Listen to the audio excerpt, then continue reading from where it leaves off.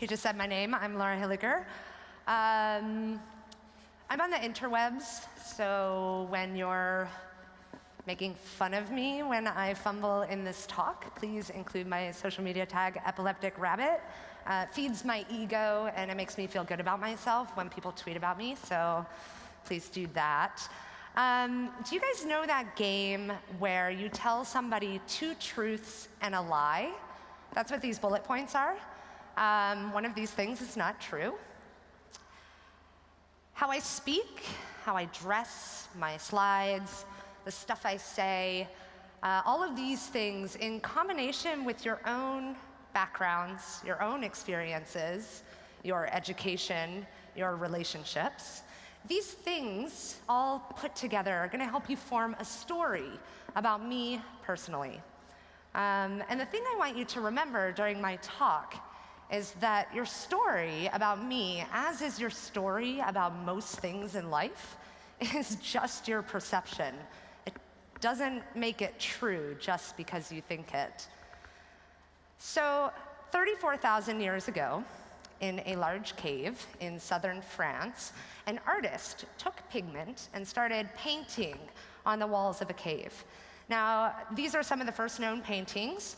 And they painted these animals, some of them now extinct, gazelles and bison, rhino, running around. But they weren't just portraits of animals. They were animals interacting with one another, the world around them, interacting with humans. And it's because of these paintings that we have an idea about what life was like 34,000 years ago for our species. Now, story is how we remember the past. It's how we think about the future. It's how we create our identities. The days of the week are stories that we invented to organize time. Sicknesses are stories that we invented to explain our own mortality. And by the way, I don't know about any of you, or if you were in the room for the last talk, but I do not want to live to be 150, just throwing that out there. Stories are in everything. The interactions that we see on the caves in southern France between these animals are stories, and interaction is a story. Every interaction is a story. Now, stories don't have to be fictional, and they don't have to be artistic, and stories don't belong to certain kinds of people. In fact, next to language, theorists often say that narrative and storytelling is the most distinctive human trait. It's in everything that we say, everything that we do, every structure and system and process that exists in our lives are stories that we made up and we could change. So you have to think about this for a minute. Think about the way that you talk to people, the things that you do. You don't submit factual reports to your friends and families to talk about your day. You tell stories about what's happened. Now, Greenpeace wants to tell honest stories. Greenpeace is not, nor has it ever been, strictly an environmental organization. We're also not an animal rights organization, although a lot of people seem to think that. Greenpeace is an organization that exists to protect biodiversity in all of its many splendors. And our mission is really simple. It's for a green and peaceful world, which is genius because we put it in our brand, Greenpeace. That is our mission. The stories that Greenpeace tells are designed to put the ecological movement on an equal playing field with forces that might have more power. We aim to put this movement in the same level as social movements, cultural movements, these systems that we have that people are interested in. We want people to be interested in our planet because it's kind of amazing. So we use our story to access power. We use stories as a tool to access power. And we've always done this. And we've always used networks, social networks, and media to access power and to create change in the world. Before Greenpeace was an organization or an office or a movement or a bunch of hippies, it was a ship. and an action. So the super short founding story goes like this. In the early 1970s, the United States government wanted to test a hydrogen bomb on a small island off of the Pacific Northwest coast called Amchitka. Some people in Vancouver found out about this test, and they, got a little concerned. They were like, what happens to life on, around, below, nearby the island if you explode a nuclear warhead there? And they were worried about a tidal wave coming and hitting Vancouver. They were worried about radiation poisoning. They thought that this was going to affect their lives, and it concerned them. And so they went out and they talked about their concerns with other people. They started networking. They started protesting in the streets. They started saying, nobody has told us what's going to happen if this bomb goes off, and we're scared. How about you? And other people became concerned and joined in. So all these people got together, and they're protesting in the streets, but the United States government, the Defense Department, actually showed no signs of canceling the test. And so this core group of people said, there's got to be something we can do. Let's go there. Let's go to the island. We'll tell them, we'll show them. And they threw a benefit concert. It was a hippie rage, and they raised some money, and then they leased a small fishing trawler, the Phyllis Cormac. And they went out to sea to put their bodies in the way of a bomb. But the other thing that this group of citizens did, the thing that set a chain of events into motion that would lead to the environmental movement as we know it today, was they told stories. The founders of Greenpeace had a visceral understanding of what it means to inspire and engage through storytelling. So they didn't just sail out to sea and not tell anybody about it. They sent images and pictures, snippets of conversations back to land, and this was broadcast over media, right? They put out press releases about what they were doing. And basically what happened was everybody was like, oh my God, look at those stupid hippies. Oh, what are they doing? And that was the beginning of Greenpeace. Now, Bob Hunter, one of the founders, said that these images were mind bombs. A mind bomb is a story that's designed to shift perspective. And that's actually exactly what happened, because all of this media that was coming out from the Phyllis Cormac into the world was changing the way that people thought about their own power and their own civic participation. This was inspiring to people. This is another mind bomb. Working with ships has given Greenpeace the ability to go to places that most people are unable to go to, and witness environmental crimes and injustices that most people will never witness. And because we are there, we are bearing witness. Because we document what we see, we are acting. And we hope that by sharing this information and these stories with other people will also be inspired to act. Now, when people think of Greenpeace, often what they think about is some crazy activist standing in front of a bulldozer or a climber hanging above raging waters. People have this vision of our brand as being a promotional of an activist lifestyle. People think if you're involved with Greenpeace, you must be a rebel, a lawbreaker, a force against the status quo. And they think this for two reasons. Number one, because it's true. Greenpeace is full of bold, courageous, independent individuals who are on the front lines fighting for our planet. They're doing this for all of us. They're not doing it for themselves. They're doing it because there are planetary boundaries that exist, and we, our cute little species, are really kind of pushing it. We really are. And Greenpeace people are courageous, so that's why people think that Greenpeace is like that. But the second reason that people think that Greenpeace is, rebel organization is because we spread that idea. We spread iconic images and stories. Now, the environmental movement is a story that all of us know at this point. We know the characters. It's greedy, faceless corporations who care about nothing but money, annoying environmental activists who are barefoot and expect everybody to be a vegan, and then, of course, the idiotic, consumption-driven public who know nothing of greed or planetary destruction. So we know these characters, and we know the conflicts between them. We know the setting. It's our planet, of course.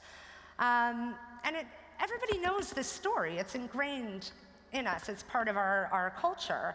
And over the years, Greenpeace has really kind of gotten into this doom and gloom kind of narrative about the environment. Like, just think about how I describe the characters. Faceless, greedy, annoying, stupid. I think I said idiotic. We've been telling the story of our planet and the environmental movement as if all the characters are bad. We've been telling our story as if it's part of an apocalyptic genre. And that is why, when you think about climate change, you are depressed, because people think about death and destruction and mayhem, which is not actually entirely true. There's hope out there for our planet. But we've been using this sort of negative narrative for years and years. And it's been really successful because everybody knows what the environmental movement is. It's just that people don't really care. And that's a little bit problematic because the voices out there in the world that deny climate change is happening are really loud. And they continue to push ecological boundaries past the breaking point. And so these ideological disagreements about our climate have sort of paralyzed global action. Governments aren't doing enough, companies, corporations aren't doing enough, people aren't doing enough. Like, we have a problem.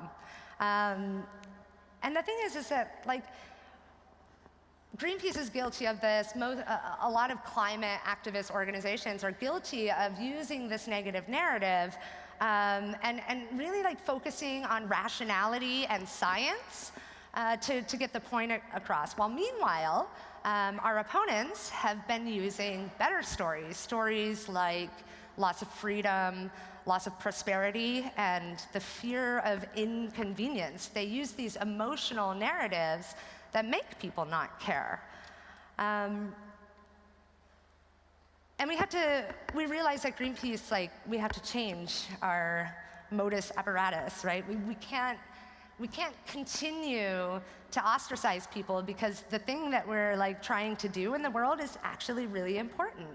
And we have to provide an emotional context. We have to help people understand the awe and the beauty and the inspiration that comes from having an appreciation of the natural world and acting in a way that is in concert with that world. Because people have just become really overwhelmed. The thing is that I started this talk talking about stories, right? And I did that because the power in this world, the power dynamic of our society and our culture and our organizations, it lies with those who shape the conversation. And everybody in this room shapes the conversation. You are the people that are out there influencing people on what to believe and how to feel. And the thing is that corporate advertisers, I'm not talking about your corporation specifically, but generally like the big corporate advertisers, they've been using these stories for years and years and years that we will be smarter and prettier and better and cooler if we just keep buying new stuff and if we just keep consuming without actually thinking about what we're doing. There's these pervasive myths out there. So community engagement is not the same as customers and service. I have some water.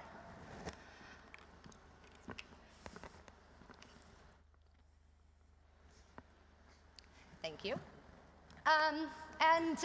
Digital marketing is not the same as digital advocacy.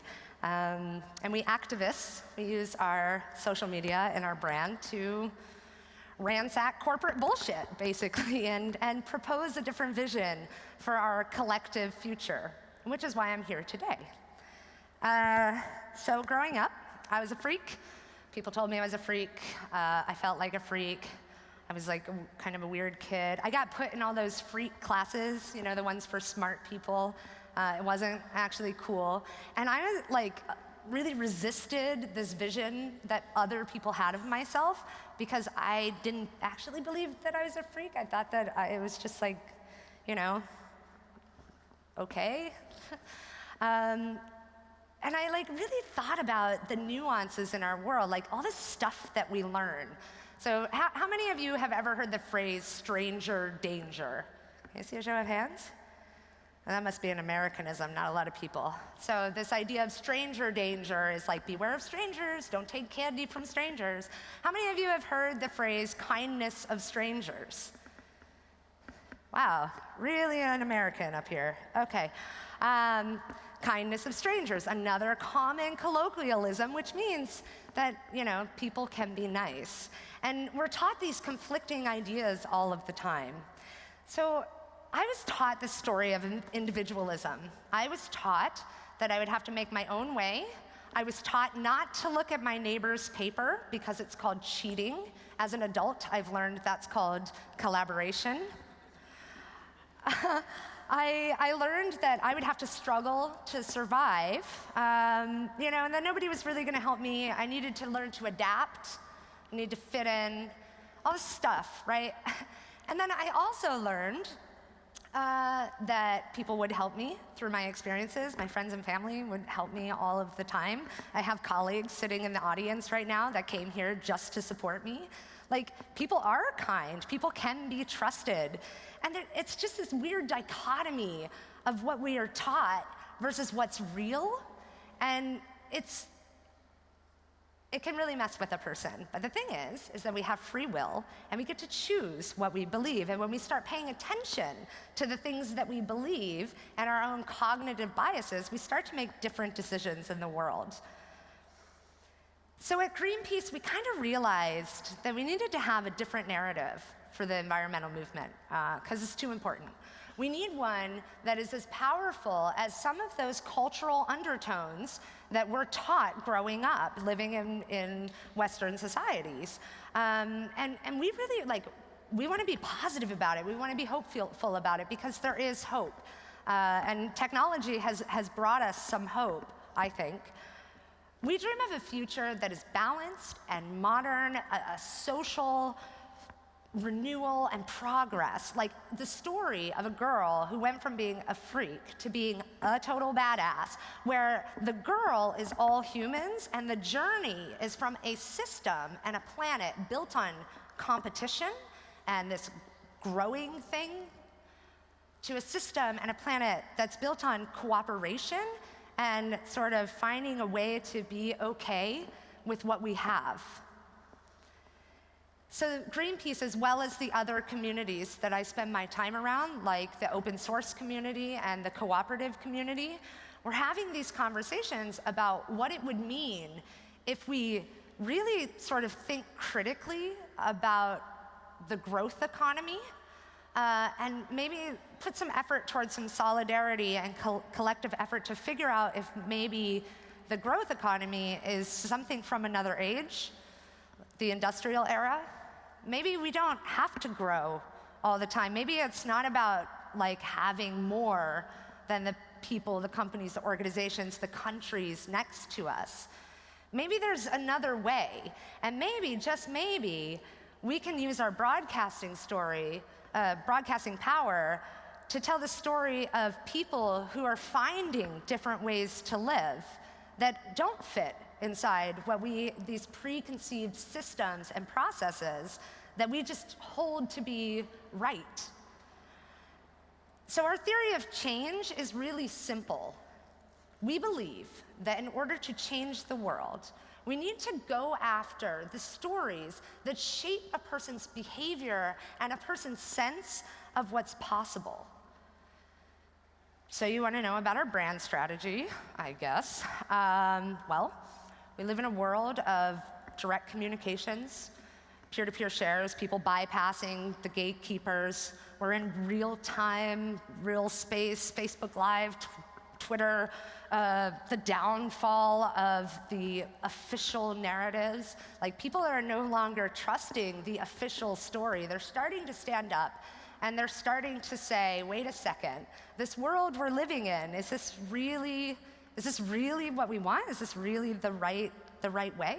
And all of these things, all of this sort of upheaval in our world is an opportunity to sort of reinvigorate our brand as a story and as a thing that can help people and empower people.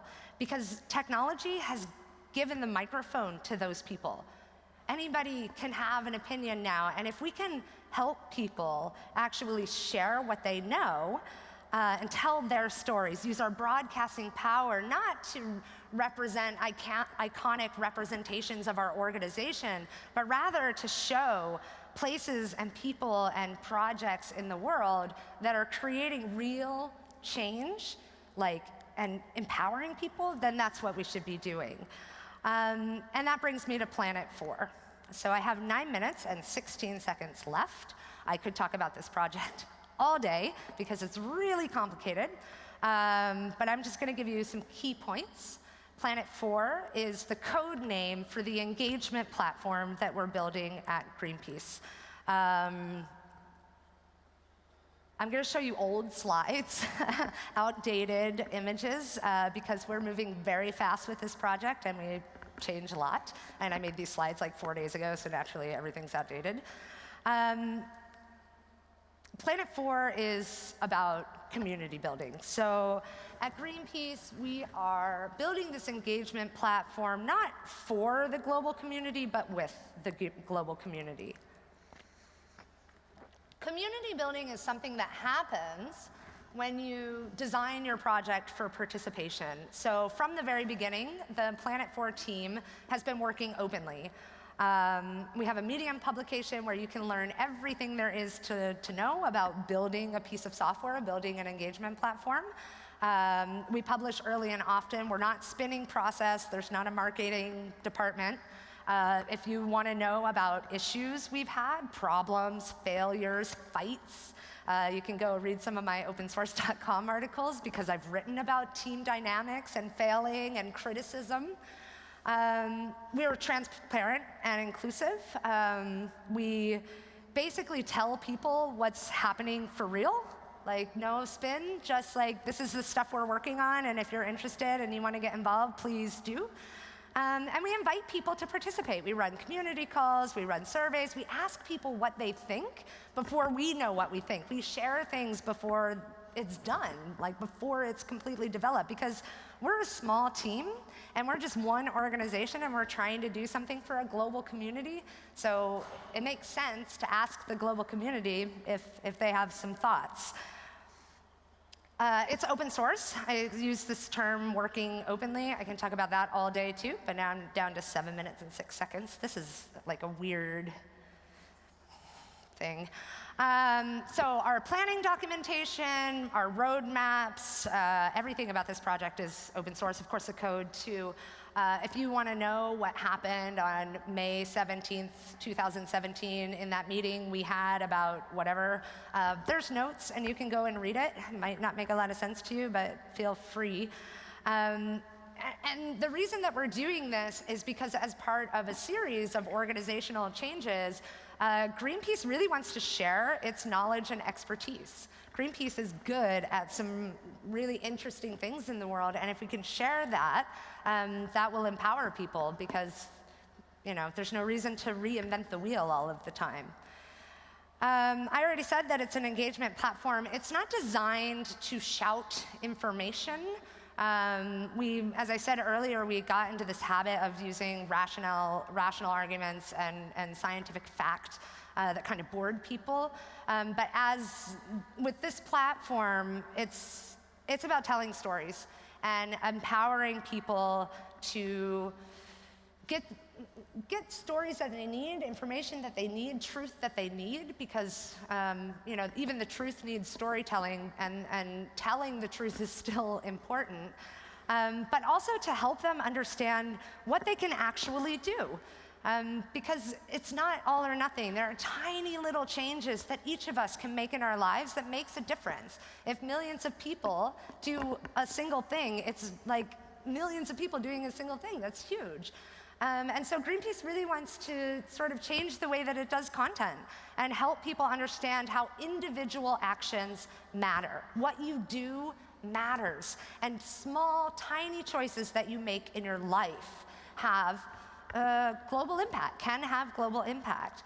And so we want to give people the tools that they need to act on behalf of the planet and sort of redefine what it means to be an active citizen.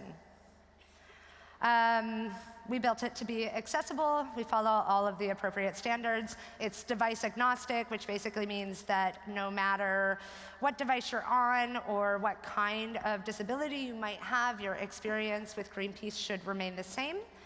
And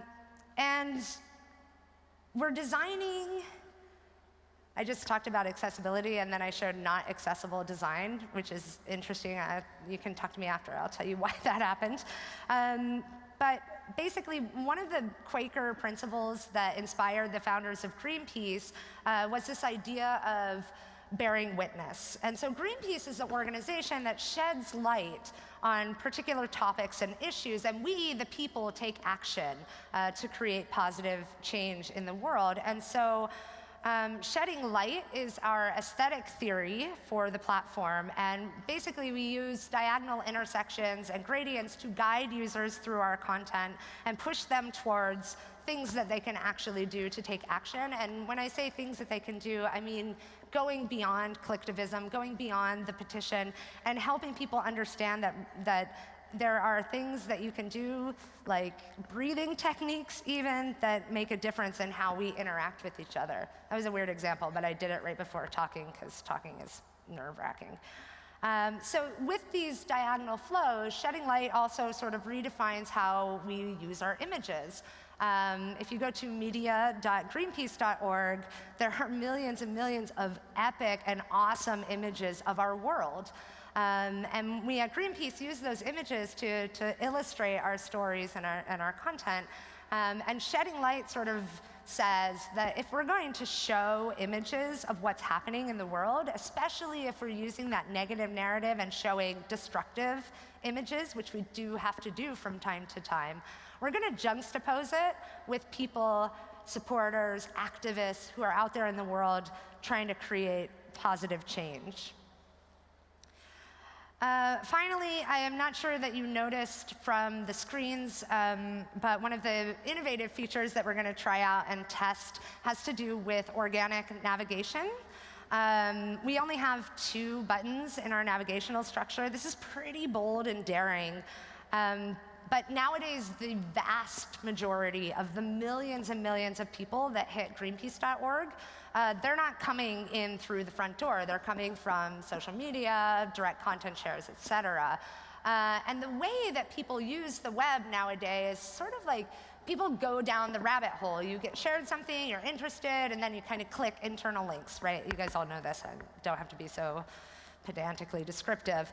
But basically, we have this theory that if we actually organize our content in that kind of organic way, make it networked instead of hierarchical, that people might actually stick around longer and find more things that they can do that inspire them, empower them, and help them take action on behalf of the planet. So software customizations, Selenium, Jenkins, Git Flow, continuous integration, shared services, multi-platform approach, et cetera. When it comes to technology, we're building an engagement platform for a global organization. So the tech is pretty interesting and pretty complicated. It's built on top of WordPress, which I think is cool. We're contributing back to the WordPress core. I can talk about that all day too, but I thought maybe this audience wasn't super geeky and didn't want to hear all about our crazy awesome tech stack. But the point is that this platform will eventually run Greenpeace's entire digital identity. It's 55 national and regional offices who have a website, hundreds of languages, millions and millions of users, and the platform is really designed to sort of show the interconnectedness between the environment and literally everything else in life. So to close, I wanted to show the engagement platform because it's a project near and dear to my heart, and I would be remiss if I didn't say that it's been my honor and pleasure to work on the Planet 4 team. They are awesome bunch of crazy rabble-rousers.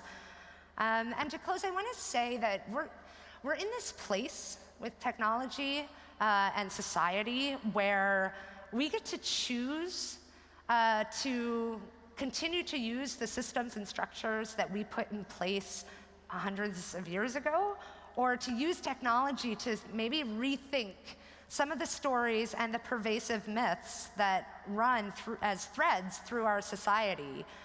So in a time when dichotomies abound between the right and left, in a time of political upheaval, and this us versus them mentality that's become a very part of our social fabric, idealists like me, both at Greenpeace but out there in the world of tech and art and activism in every industry, idealists are looking at the world around us and we're saying, you know what?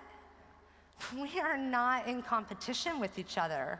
We have this technology that allows us to grow and connect and redistribute the resources that we already have.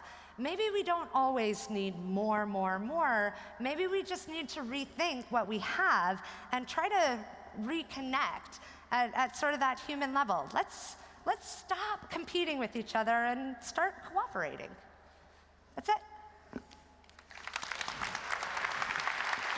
Thank you.